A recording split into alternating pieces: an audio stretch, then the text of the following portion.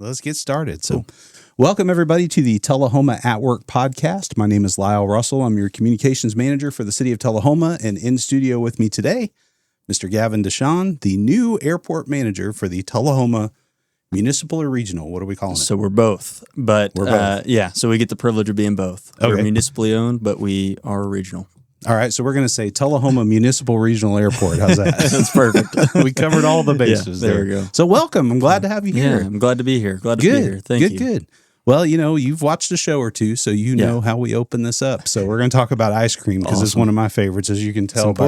I didn't build this body, by not liking ice cream. So, all right. So you're over at somebody's house, you're hanging out, y'all are having a good time, and somebody says, I want something sweet. And they go in the refrigerator and they get the ice cream out. So I'm going to give you two options. Okay. What flavor are you going for? So I've always been a fruity ice cream guy. My go-to is a peach ice cream, but I will always take a strawberry ice cream. It's the way to do it. See, we had this discussion about chocolate last time. Not Gavin and I, but somebody else did, and they were wrong. Just saying, strawberry is the only way to go on Neapolitan. It is. All right. Well, all right. So we're going to start off on a good note here then. So now the real first question that we do like to ask is, so obviously you live here in Tullahoma now. So tell us your Tullahoma story. How did you get here? What brought you here, or have you lived here all along? So I was born in Bowling Green, Kentucky, and I lived there till I was about 5.5. And about then, my dad had a job opportunity here in Tullahoma with Fisher Tool and Die. And so we packed our things up and headed down here, and it was one of the best decisions my family made ever. Right on. I love being here. So you were about 5.5, 6? Exactly. So we officially moved when I was 6. Okay. So you grew up in the Tullahoma City school system. So you've been here for quite a while. So you graduated what year? 2022. Okay. So not too terribly long ago. Yeah. So just the other day. So your whole family came down with you? We all came down. So my mother is originally from Kalamazoo, Michigan. Her father moved to Bowling Green when she was in high school. So she met my father in Bowling Green. I've got an older sister and an older brother. And so you're the baby? I am the baby. And my mom has made it abundantly clear I will always be the baby. No matter if I'm 40 or 60 or 80, I will be the baby. Yeah. But no, we've stayed here our whole lives. So I went to Robert E. Lee Elementary School, then went to East Middle, and then Tullahoma High School, and then Motlow. So all of my schooling has been in Tullahoma. Now, I know you've told me this story before, but so somewhere in that span, something sparked an aviation interest. Yeah. So tell me about that. What got you into aviation? Absolutely. My family, we don't really have an aviation background at all.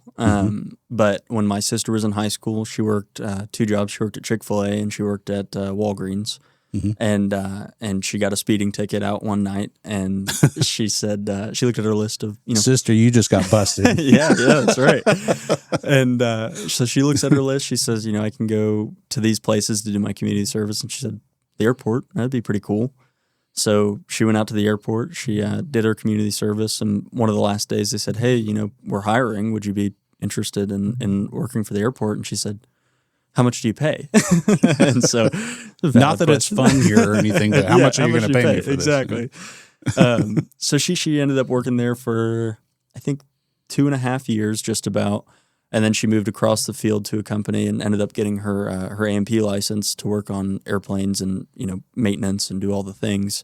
Now, before we go, AMP, what does that stand for? So it's airframe and power plant. So it's essentially just a certification. Oh, it's A and P, not AMP. All right, I got you. Yeah, sorry, keep going. No, yeah, right. And so she's certified to work on airplanes, whether it be the avionics, the body, the engine, anything like that.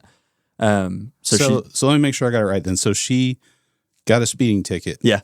And the community service led to a career in aviation. Yep. That's exactly right. So did you get a speeding ticket also? I did not get a speeding ticket. All right. So I was 15 and I was looking for my first job, and my sister was working at this company on the airfield still, and she said, hey, I could probably get you your first job, just, something simple, cleaning, something like that. And so I ended up working there for about a year. And she came to me one day and said, hey, the airport is actually hiring, and it looks like it would pay a little bit more. You should go apply. I still know the guys over there, and, they're great people. It'd be a great opportunity. And at this point, I'm still not really into aviation. It's just kind of a job to do. Right. And so I ended up, I applied just simply for the fact that it was more money. Hey, and there's nothing wrong with that. That's what your sister did too. Absolutely. How much are you going to pay me? Absolutely. And so I ended up, I got the job, and I worked there for, we're coming up on 6 years now. And I still remember the first time it actually clicked that, hey, I want to do this the rest of my life. One of the tenants on the field actually offered, on one of my days off, he said, hey, you want to go flying this weekend? I said, sure. I've never been up in an airplane. Why not? And the second our wheels left the ground, I was just hooked. Yeah. So it was just that's the. So your first flight then was here at Tullahoma Airport. Yep. First flight Tullahoma ever. Municipal Regional Airport. Municipal Regional. Yeah, that's right. That's right. But yeah, it's kind of a funny domino. If my sister never got that speeding ticket, maybe we'd be doctors or lawyers. I'm going to have to find out from the police department who the officer was that gave her that would ticket. Be very interesting to see. I'll have to thank him. Yeah, we got public records. We can go back and look at that. That's right. So. But yeah, it's very interesting. So she ended up, 3 years ago now, she moved out to Utah, and she got a job with a company called Duncan Aviation. And they have a branch in Battle Creek, Michigan, where her father still lives. So she actually went back to Utah, then back to Michigan, where our family really started. Right. That's all right. We'll allow it. Michigan. Yeah, right. Michiganders. But yeah, she's definitely been my biggest inspiration in aviation for sure. That's cool. Without her, I would, who knows where I'd be. So you take that first flight. You have somebody out here at the airport invited you on. You went, and then... Did you ever picture yourself sitting where you are now? Not at all. I never really saw that. For a long time, I really wanted to be an airline pilot. That flight really initiated my career in aviation, but it was always with the dream of being a pilot. I did go on to get my private pilot's license, and I'm still planning on pursuing my licenses just, for a hobby. Right. But something that always kind of was in the back of my mind was, I'm going to be gone a lot if I'm a pilot. It's going to be hard, That's true. Having a family or being home or, all the things that come along with being gone. Right. And so it was always kind of in the back of my mind. And I had the opportunity to step into the interim deputy manager's role at the airport. And, I care about the airport a lot. And I said, I'd love to still have a career in aviation, whether it be in the air or not. And so that was kind of my stepping stone into it. And I think it is one of the best decisions I've ever made. Yeah. And I can relate to that too. When I started out, I believe it or not, I was a golf professional at one time. And same thing, I never saw myself doing anything with golf. And then I got introduced to it by my good friend's dad. And I had a job at a golf course like that summer. Yeah. And then for 21 years. That's I worked amazing. at golf courses, so I can totally relate how the aviation thing, you get that one little either mentor or just that one moment that you get that one degree of change in your life. And it changes the course, literally. Yeah. It is amazing. I'm eternally grateful for that flight that I took that day. Yeah. So now you're the airport manager here in Tullahoma.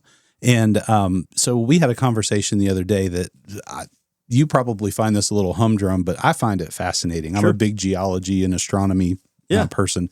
And we talked about runway headings and the numbering on the runways. Give us just a quick synopsis of how the numbers on a runway work. Sure. And I found this to be really cool. Y'all may not, but I did. I enjoyed this conversation. Yeah, absolutely. So a lot of people will think, you don't put a lot of thought into it if you're not in aviation. But you see a runway, you see numbers on it. You say, maybe it's just the numbers they liked or some sentimental value or something like that. Like an address on the ground. Exactly. But they're all based on magnetic headings. So if you're on runway 18 at our airport and you look at a compass, you're on heading 180. Now, something that's really interesting, which we talked about also is being not so close to the equator. This would never, it could in thousands of years, but it's going to be a long time before it affects us, is that the numbers can eventually change over time. So I think it's every 5 years they do a world study on magnification changes and things like that. But essentially, there's a period between 180 and 185 where it's always going to round down to 180. So if our runway is put in place and its heading was actually a true 183, it's going to be rounded down to 18. But over time, what can happen is the magnification can change a bit, and it can actually shift enough to where it goes to, okay, now 180 is 190. And like I said, that wouldn't happen to us in quite some time. It'll be past our lifetimes. But I think the last one happened in Alaska in 2009. And they had, I think it was 27 had gone to 28.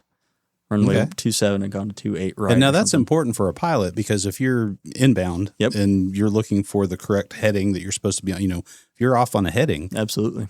That's not going to end well. Absolutely. It's also important you use the wind variations when you're coming into land. So you get your radio information for the winds, and it says, it's blowing 1.8, and then you're going to decide to land on 2.4 or something like that. You're going to have a pretty good crosswind, and that's something that you always want to keep in mind when you're coming into land. So. Right. So there's a lot of science behind this. Absolutely. I know when we had this discussion the other day, I was a scoutmaster at one time, and I remember in teaching in astronomy, merit badge class, that I told all the kids that, one day the North Star is not going to be the North Star anymore. That's right. And it just blew their minds. They're like, well, what are you going to call it? And I'm like, well, I don't get to name it. I don't know what they'll call it at that point. No, it actually does have a name. It's Polaris, but eventually it'll swap completely. And it'll change to Vega. Will be the next one in line, I guess, on the trajectory. Interesting. I get into that nerdy stuff. So. I love it. That's awesome. It's also interesting talking about kind of magnets and compasses and stuff. Every airplane is required to have a magnet or a magnetic compass in it. And in airplanes, you have metals, you have avionics, you have engine components, you have your cell phone, watches. All of these things kind of take into account what that heading reads. So under every compass you see in an airplane, you'll see a little placard, and it tells you the magnetic variation, and it's different for every airplane. It's almost like declination on the map, I guess. Exactly with right. True north and magnetic north. Almost the exact same. All right, I got it. And so for those of you at home that don't know that, please learn how to read a map and use a compass, because I swear it is the most fun thing you will ever do, whether you ever use it or not. It's just cool. It's a cool skill to have. It really is. So, but yeah, it's funny. I remember some of the first flights I've taken people on. It's like, hey, watch this, and I'll put my phone right up to the magnet, and you see it do like that. You'll see it do this huge circle around. And it's always just really interesting. You never really think about that, but every little screw in that plane could affect that magnet, Oh, yeah. Now, on top of that, I don't know if you've had this experience, but when we were talking about where we are in Middle Tennessee as like the Alaska airport that had to change. Right. So is there any difference when you get closer or further from the poles? I know that there's a big difference in the degree the closer you get, but does it change that much with the magnetic pole? I believe so. Yeah, I think the magnet, the variations at the very least change a ton the closer you get to those poles. But being kind of closer to the equator, it's a lot less of a worry that we have to have or think about. Right. But yeah, it's very interesting. So with those onboard compasses on the plane, then are they the manual ones that actually spin in the liquid? Oh, okay. It's not a digital one. No, yeah. And one of my folks at the airport told me a story. The liquid that's in the compass, apparently he thought it was very similar to kerosene. I don't know if that's true or not, but they said I don't know that one. It had run out of liquid, and he decided to put jet fuel in it, which is again very similar to kerosene. Yeah, and let's put something flammable in here. About halfway through the flight, he started seeing the numbers floating in the compass because they had come off the wheel. But yeah, it's kind of funny. Oh, so he just had a spinning ball with no numbers on it. Oh, I had no idea. Well, so if something like that happens, though, I mean, you're in flight and that happens. It's not like you can say, "Oh, well, hold on, let me pull over to Walmart and get a new compass." Yep. So what do you have to do as a pilot in that case? In the modern day, there's a lot of fail safes. Aviation is surrounded by redundancy, whether it be multiple engines, multiple displays, multiple readings. So there should always be a way out of a failure, whether it be through, one of the things that you have to do as you're flying is you're supposed to look at a map and compare it to what you're seeing out of the window so that you're on the right path. Right. Now, in the modern day, we have GPSs, we have digital flight displays that will show you exactly where you're on. But that's something that you can't always rely on. So it's good to have those, set in stone, those systems that have been around for, ages that you can always kind of count on. But there should always be essentially a redundant way to double cross-check your heading or where you're heading to. That's interesting that you say that because, all right, soapbox moment here. So when I was involved with Boy Scouts, that was one of the things that I tried to teach my scouts was that, orienteering, map and compass work is a phenomenal skill to have. Absolutely. So we got into a big discussion about why do I need to know that when I can pull up my phone and I've got Google Maps or I've got, whatever GPS service they use. In the flight world, though, that's not really an option, is it? I mean, it is, technically, but it's not. Yeah. It's not something that you should ever rely on fully. Mm-hmm. Yeah. So I guess, and I have also been told this too, that pilots, basically live by their checklist. Absolutely. Absolutely. You always have a list. You never want to commit something to memory because there's always that chance, I forgot to do this or I forgot to check the fuel and it can always, you're in the air, it could lead to catastrophe. I would imagine that probably gets hard to do after a while because people are basically creatures of habit. You get into a routine, you're like, oh yeah, I've done always it 100 check times. that. Yeah, I know. But exactly. It's that 101st time that'll get you. That's what they tell you. Yeah, seriously. It's way easy to get into a habit and a system of, I've done it this way forever. And then you look at the owner's manual and it says, I haven't been doing it this way forever. Mm-hmm. Like, I started out doing it this way and eventually that system isn't in my checklist anymore, my mental checklist. But yeah, it's extremely important, especially in aviation. I mean, like you said, you can't just pull over. Right. Yeah, pulling over involves a significant drop. Yes, it does. Yes, it does. That's right.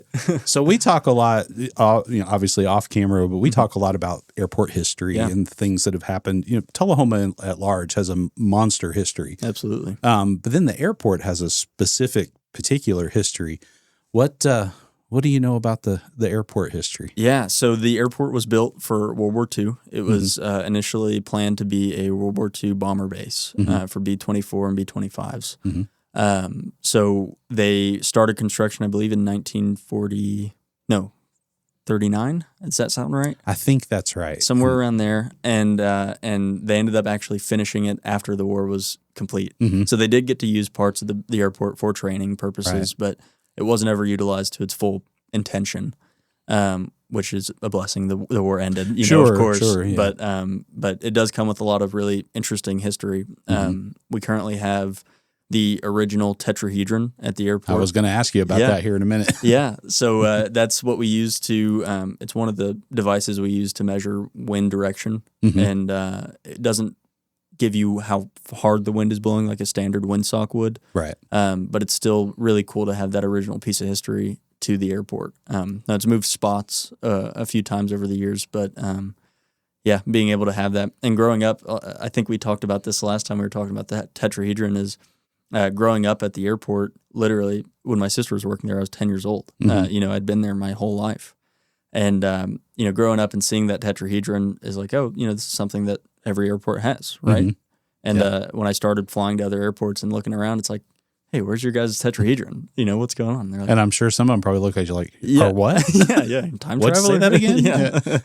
And so it's a really cool thing that kind of sets us apart from other airports. And, And that one that we have, that is World War II era. That was here during that time. It is. Along with the other building, obviously, out there. But yeah, absolutely. Yeah, that's original to World War II.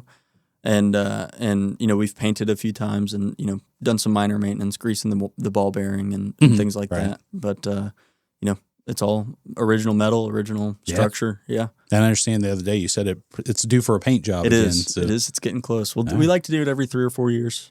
So I think we're coming up on 3 years now. Is there a color required? Is there anything you want to avoid on an airfield to make it more visible? I'm not going to make it hot pink, but or like olive drab green, so it blends into the ground. Yeah, we've always done orange. I think originally it was orange, and since I've seen it, since I've been in Tullahoma, it's always been orange. But it's a standard windsock is always going to be orange, and a lot of the nicer ones will be lighted at night. So we ran LED strips along the 3 edges of the tetrahedron. Oh, I didn't know that. I'll have to check that out. Yeah, you can see it at night and still get your wind directions, but we've still got the lighted windsocks there just for redundancy. Yeah, and they're orange also, so that seems to follow along. Yeah, follow suit.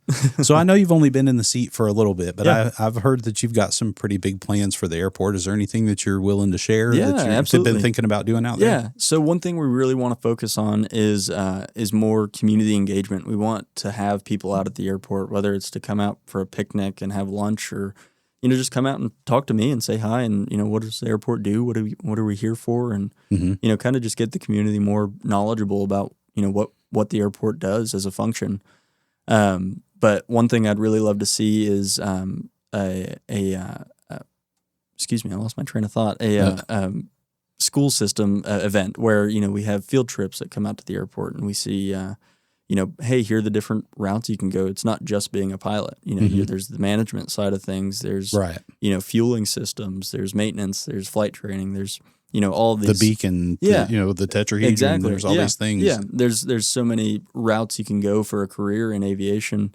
And I think it'd be really valuable to the younger generations to kind of get interested that, before it's too late, before people think it's too late, Right. And I know our high school has a great aviation program, so I'm hoping that would kind of segue into that. And, hey, aviation could be for me. Maybe I'll take the aviation classes. And right. I think that would be a great opportunity. But overall, just getting more folks out to the airport and seeing what we've got going on and, enjoy the airport as much as everybody else. Well, I'm glad you brought that up because even I didn't know this for a long time. I know it now, but out there on the back side of the terminal, there's a couple of picnic tables, and that's open to the public. You can just come out and go pick up Chick-fil-A or Burger King or wherever it is you want to go, and just come out and sit and watch the planes come in and out. Yeah, absolutely. And it's obviously I'm biased, but it is the best place to watch the sunset or the sunrise in town. Oh, well, I'm going to show you a picture here on the screen in just a second of the tetrahedron with a sunset going on. So beautiful. Yeah, if you want to go out and see a sunset, check this photo out that I got, I guess about 3 weeks ago or so. Yep. You're right. It is. You got 800 acres of just open space, clear view of the skies. It was actually perfect. And the sun sets right on that tree line, right when the trees start. Yeah. So it's gorgeous. Yeah. But yeah, seriously, I would invite anybody to come out and just hang out for a while, watch the skydivers, watch some helicopters and planes take off, and have a good time. Yeah, because you have Life Flight out there. They have the helicopter. Obviously, there's a couple businesses out there that are specific for helicopters, and you've got the disarmed fighter jets. There's a couple of them that are privately owned, and then you have the general aviation planes that. Even when I was out there the other day, that big jet that was parked right outside, that was pretty impressive. See a lot of really cool corporate aircraft. Yeah. And so that it's funny that you mentioned that. So we've all heard all along, well, what does the airport do? What do they bring to town? But you just said it. You see a lot of corporate aircraft. Absolutely. So when we get these folks coming in to visit, I know that privacy is a big thing. Yep. So, you're not going to sit there, hey, what are you here for? Sure. But do you ever hear anything about, why people are coming to visit? Yeah. Or We usually do try to just bring it up in conversation. Hey, what company you guys with? Or, at the very least, we'll get it. If they buy fuel, we'll see it on the ticket and see who's paying for it. But some of the bigger names that we actually support, Nissan utilizes our airport pretty often. We have Nissan, we have DOT Foods, LPL Solar will use us, Lowe's, Publix. We have a lot of businesses here in the surrounding area that fully rely on us having an airport and being able to fly directly in. Otherwise, it's, hey, I'm going to fly to Nashville and then spend a ton of money on freighting this to, the Nissan plant. So you're able to take in smaller freight flights at the airport, absolutely. Not just passenger absolutely. traffic. Yeah, we get a lot of cargo. Most of the time it's later in the night, so it's pretty often or pretty unlikely you'd see it, if you're just out there roaming around, but it's not never. Right. It's really, really neat. So now the difference, I have been reading a lot lately about Nashville Airport, and there's a competition of sorts going on between the city and I think it might be their airport board about who is going to control B&A. Yes. So thank goodness we don't have to fool with that because that looks like it's going to be an ugly fight. Yeah. But what it brought to my mind was the difference between general aviation and commercial aviation because there is a defined difference, is there not? Absolutely. I think general aviation is kind of all about the freedoms you have with flying.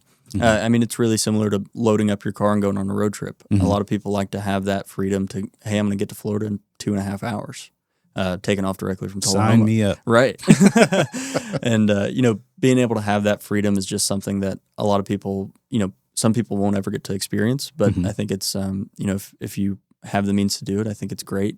But then on the other side, there's the commercial side of the aviation where if we can't land at this airport, we're going to end up spending a lot more money on our operation. And having the luxury of coming to a smaller airport where, we don't have as many, we don't have a tower, we don't have, baggage checks, we don't have, waiting TSA, in lines. checkpoints, that kind of stuff. Yeah. And being able to land and get to your destination within an hour is huge to a lot of people.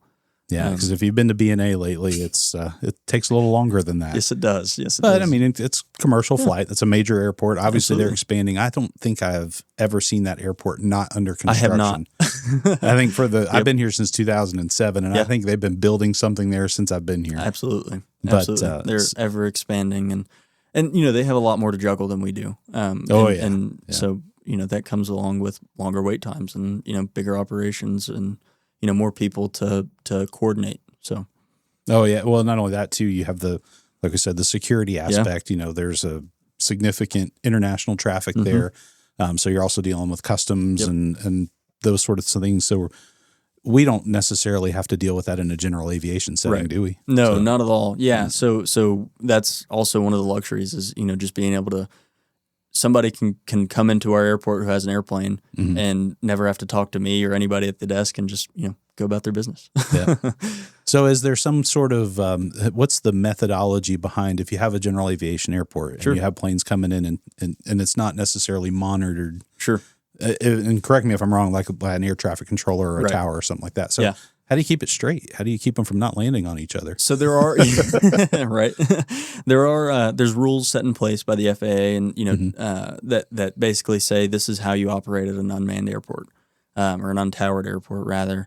But one of the things is we have a common traffic advisory frequency, or CTAF, where anytime you're flying into an unmanned airport, you have to make a call, and it's always the same structure. It's who you are, who you're talking to, who you are, what you're doing, and then who you are. So what that would sound like is Tullahoma traffic, Cessna, XYZ is 10 miles south of the field, coming in for a landing on runway 18, Tullahoma. So it's who you're talking to, who you are, what you're doing, and who you're talking to again.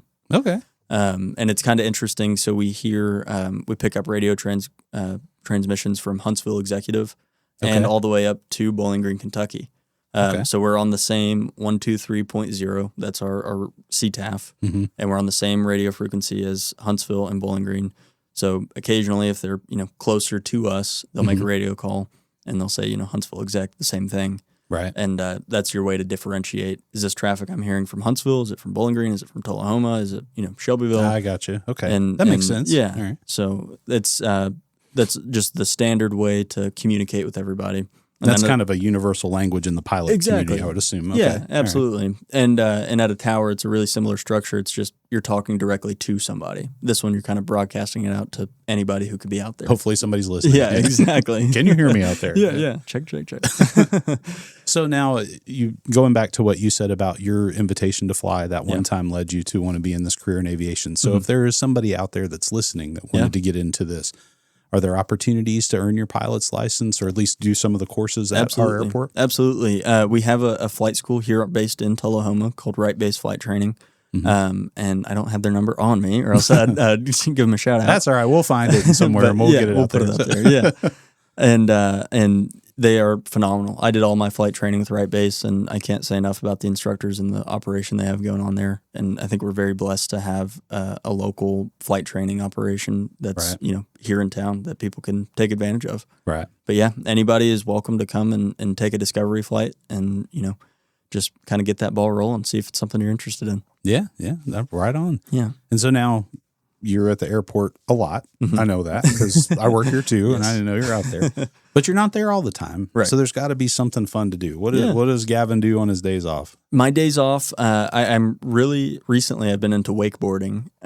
So my girlfriend's family has a boat, and we'll go out on the lake and get in some wakeboarding time. But I've always been really keen into art and music and movies. Those are my three vices. Right. When I'm not worried about aviation, I'm not worried. If I'm not thinking, nothing to worry about, folks. Nothing to worry about. If I'm not thinking about aviation, I'm usually listening to music and doing some sort of thing with art. All right. So tell me about this art then. What are you into? I'm more so into sketching. Okay. Something that's always been intriguing to me. Drawing planes? I like to draw planes. I'm not great at drawing planes. I usually will draw like a scene or a person or something like that. Yeah. But I've always really been interested in painting. I'm just not good at it at all. Me either. I've tried and tried. I'd love to take some classes. Actually, one of my best friends growing up was Grayson Roan, and his mother's Annie Roan with the painted house. Mm-hmm. So I need to bug her and see if she can't teach me some. I got her number in my phone. I'll get it to you. So. Absolutely. But no, I think I just love art. I think it's such a great way to express yourself, and kind of just a way to kind of show people who you are and what you like doing and what you like to see. Yeah. All right. So you said music too. What are you listening to? I listen to everything from rap to country music to pop to electronic, kind of literally all of it. All right. We're going to post a list of his Spotify searches in just a minute. So you can see. Yeah, absolutely. I'd love to. But very interested in music. I like the oldies. I'm into budget hi-fi. So high fidelity sound systems is great. Yeah. But the price tag along with that is not great. That is true. I'm all about vintage, and I was just talking to someone. Do you know what an oscilloscope is? I do, actually. So I have an oscilloscope from the 40s that I've hooked up to my turntable and speaker setup, and it'll read the audio frequencies, and it'll show you kind of a visual of what the music sounds like. I gotcha. That's always my neat thing to show friends. And they looks come like over. One of the old Mad Scientist lab it screens. Really does. I know exactly it's green. It's got the dot. Yeah. And actually, it's really interesting talking about electronic music. There's two brothers. I think they're from Sweden, and it's called oscilloscope music, and they'll make art. So they'll draw a picture on an oscilloscope, and then they'll match up the frequencies, and they'll make a show essentially that you can play on an oscilloscope. It's really, really neat stuff. You'll have to look it up. All right, so I'm going to show my age here a little bit, but since we're talking about weird music stories. Sure. You've heard of The Who, I hope. Absolutely. Okay. Love all The right. Who. So the Baba O'Reilly song. Okay. All right. So Pete Townsend was the guitar player for The Who. Sure. And he always felt like that the audience could synthesize with the beats in the music. Okay. And so he took a DNA sequence and turned it into music notes. And that really high-pitched keyboard run that goes at the beginning, that's actually a DNA sequence in sound. You're kidding me. I kid you not. I had no idea. And when you said oscilloscope, I'm like, oh, yeah, I know a great story that goes along with this. That is awesome. So for any of you 70s rock fans out there, look that up. It's an interesting story behind that. Now, he's a little eccentric. He's a little weird. But the theory is sound. We're made of water. Water reacts to frequency. So, Absolutely. That's really interesting. I'll have to look into that. Yeah, it was neat to see that. So that's what I said earlier about nerding out on things. Yeah. The weird science stories. Oh, I'm all about that. Absolutely. Same here. The astronomy, those weird music stories like that. Absolutely. I love that kind of stuff. Absolutely. So jumping back to the airport for just a second though. So you've now been in the role for a little bit. Yeah. But you've been out there during some of the more tumultuous moments we've had recently. So what would you say is the biggest challenge you have at the airport right now? Yeah. That's a great question that you want to try to tackle and start working on. I think just talking to folks, just getting kind of like I was saying earlier is a lot of people don't know why the airport is there. It's easy to tell our tenants they know, they're in it every day. Sure. But I think a lot of people don't see the DOT Foods or the Home Depots or the Lowe's that's out at the airport, and whether you've been to the airport or not. In a roundabout way, maybe somebody's been life flighted, and your family's been life flighted, or have you shopped at Lowe's? Have you shopped at Publix? In a roundabout way, the airport has touched almost everybody in our town. Mm-hmm. And I think that's something that I really want to kind of explain to people and just invite them to come out and talk about it. And, hey, it's not all bad. We're here for a reason. We do fun things. We do cool things. And, I think just kind of explaining what we do for the economy of Tullahoma is really important. Not only that, I think it adds a little bit of I had a conversation with somebody the other day. We were talking about populations here in Coffee and Franklin, because Tullahoma's got that split between part of Franklin. I happen to live in that Franklin County side, so we call ourselves the stepchild district down there. But the person that I was talking to was it's a YouTuber. Yeah. I'm not going to tell you who, but there was a YouTuber that wants to come to Tullahoma to do a series on some things that they do on their channel. And when we were talking about it, that was one of the things that came up. And they said, well, we want to film in all the county seats. And I said, well, hang on, let me stop you there. Tullahoma's not the county seat. He's like, what do you mean it's not? And I said, well, we're the biggest city in between Manchester, Winchester, Lynchburg. We're kind of in that hub, but we're not a county seat. So we're split by 2 counties. We have the biggest population, and arguably, you can talk about the businesses in each city. We want to support everybody in the area, but we do have a lot of large businesses here. And so he just made the assumption that we were the county seat and that we were the center of this universe, if you want to call it that. I know that having the airport in that portfolio is a significant thing for us to have. Absolutely. And you look at towns with an airport and you kind of compare it to a town that doesn't have an airport, and you see it's a night and day difference on the growth. And I know growth is one of those things that kind of scares people. You want the hometown feel, and you want to keep it Tullahoma, and I think that's extremely important. But I think part of Tullahoma is the airport, So I think it all kind of connects in a roundabout way, and just being able to kind of publicize the airport some more, I think would be very important. I mean, we still get people on a daily basis that will come in and, hey, is there anything I could help you with? And, they'll say, I didn't know we had an airport. I had no idea. So, it's kind of interesting. Yeah. But I think... So if you've ever been to Lowe's, those planes coming over, they're not just dive bombing Lowe's. There is an airport back there. That's right. But no, I think just, I want to see a lot more people at the airport. I want to see the airport grow as a whole, but I also want, people to see that the airport is a valuable asset. So, and how's it going staffing wise out there? Are you full up at the moment? Or no. I know you've got a position open. There's one at least. So. Yes, we do have a position open, and I think we'll have another one opening shortly after. But I am currently still the only full-time employee. So we're short on staffing, but I'm thinking we're making really good strides to correct that. Yeah, kind of get some more folks in there. Take some of the burden off me. Right. Let me go on vacation. Yeah. Once in a while. You do get some time off. Just a little bit. So the last question I'll ask you about this is more like a personal connection, but so I got my first golf course manager. I was running a golf course right after my 24th birthday. Absolutely. And so I ran into some issues where I had a lot of people that worked for me and with me. Sure.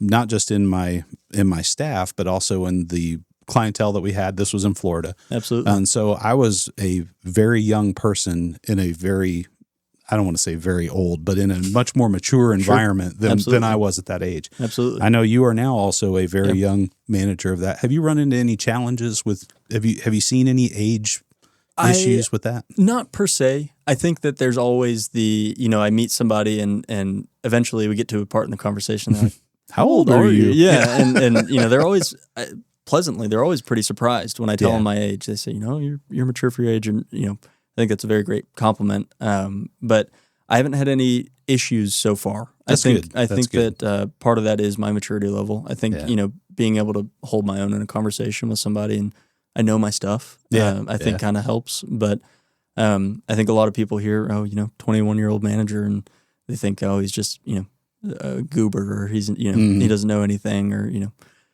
which. Granted, there's a lot for me to learn. I'm not claiming to know anything or everything at all, but I think I've got a good start. I've got a lot of really great support, and I'm really close in communication with the guys over at Shelbyville and Winchester and Murfreesboro, and I kind of keep those connections pretty close. I'm glad you said that. That was going to be a question I had earlier, but I wasn't sure if that was something you wanted to talk about. Sure. But I think it's good that our locality here has a good relationship with our sister cities. Absolutely. I know a lot of times, especially in the high school football world, you get that Tullahoma-Manchester rivalry or the Tullahoma and Franklin County. So, but if you think outside of terms of football, it's good. It's absolutely that we all get vital. along. I think it's really vital. I think, everybody is a wealth of knowledge. You just have to know what to ask, and you have to keep that line of communication open. Absolutely. I have had no issues with anybody saying, he's bothering me too much, or he's texting me too much, or he's got too many questions. They've always been extremely kind, extremely open to help me, and really happy for me. And I think that's extremely important. I think it's a great way to stay up to date on things that are going on. Hey, did you see this new thing that could affect, your airport or our airport, or hey, we've got this going on. Could this affect you guys in any way? Mm-hmm. I think that's, just something that you'd never get if you had a bad relationship, Right. I know with that rivalry, when I used to work at Parks and Recreation, people would always say that, do you ever sit with the Manchester people when you go to those conferences? Absolutely. Yeah, we love those guys. Yeah. So, I always thought that was funny how people would just get that thought process. Like, no, we're not in high school anymore. Yep. I understand the football field's different, but in the real world, we got to get along. Absolutely. Rising tides lifts all boats. So. That's exactly right. It's a great way to look at it. Yeah. But no, I think we've got, and with the age thing, I think everybody except for one that's currently working at the airport is older than me. And I think that they've all just been extremely happy for me. Yeah, I think we've got a great relationship over at the airport and very close knit. But no, I think literally everybody but one, for sure. Yeah. I only ever had a problem with one person, and we just agreed to disagree, and he went on somewhere else. So but it happens. But no, I think that's good. My wife and I have this discussion a lot about generational challenges, because I know when I worked at Parks and Rec, obviously being an older person, but I'm now working with concessions and lifeguards that are 18 to 16 or 15 years old. There is a major generation gap there. I'm a Gen Xer, and and you hear about the constant bickering between generations and millennials and that kind of stuff. Of course, I think that's a little bit unfair, because I've had the experience of working with some phenomenal teenagers. And there's a few of them that have gone on to either go into bigger positions here with the city, or have gone on to other careers. And I'm very proud of the opportunity that I had to work with them on that. We used to institute trainings and things like that were portable. So, you work for us for the summer, but this Serve Safe Food certification goes with you for a year. Yeah, so that's awesome. I remember going through a drive-through. It might have been at McDonald's, and I ordered, and then I pulled up to the window.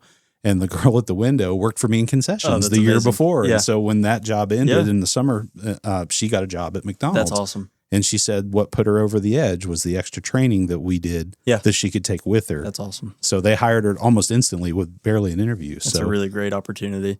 And I think that's super important. We have similar things with fuel training, especially as, you have qualifications that you renew annually, but they're good for a year, whether you work for us or not. If you have an opportunity to go, to a better airport or a bigger airport, you have that option. You have a certificate that you can take with you. So I think that's it's really awesome.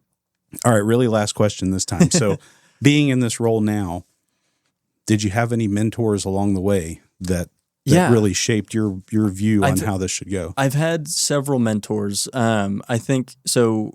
I said my first job was with XP, but really it was with a man named Leo Benetti, and he's at the airport. He works on gliders, sailplanes, and that was my first part-time. Hey, come help me.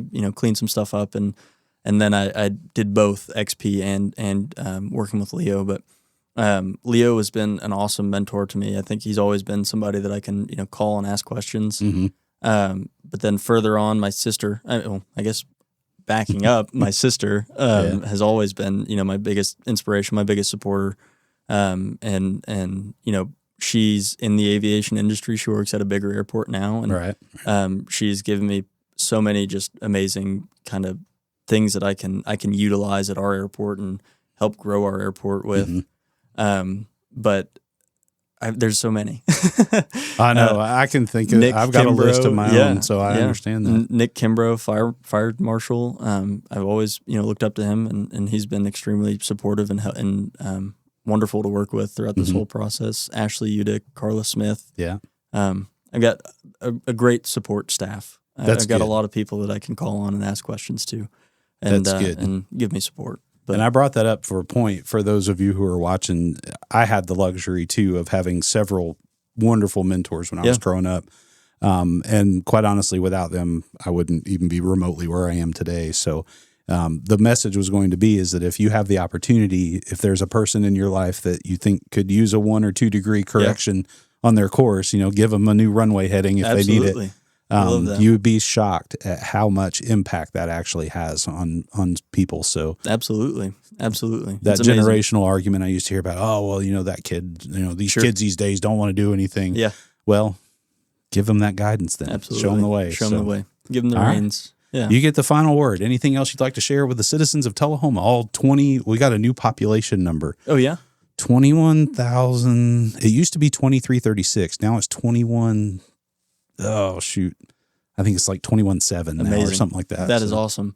Well, seriously, like I said, I would invite anybody to come out and just enjoy the airport, and hopefully you guys get the same spark I did, and you kind of get that ball rolling in the aviation field. And if you ever have any questions for me, feel free to stop in. My office door is always open. But I hope to see more faces out there soon. Yeah, because aviation is not just flying. Absolutely. There's a whole lot of other things. There's, like you said, fuel maintenance. Yep. There's all these things that have to be done. So. Absolutely. Right on. It's a great career. All right. Well, Gavin, it's been a pleasure having you on today. Thank you for having me. We'll give it the Bob Barker sign off that if you have pets out there that you have running around, make sure you spay and neuter them. Help us control the unwanted pet population. Absolutely. You're welcome, Cheryl, at the Animal Control Center. Hey, Cheryl. Y'all have a good day, Tullahoma. Gavin, thank you again, and we'll see you next time on the Tullahoma at Work podcast.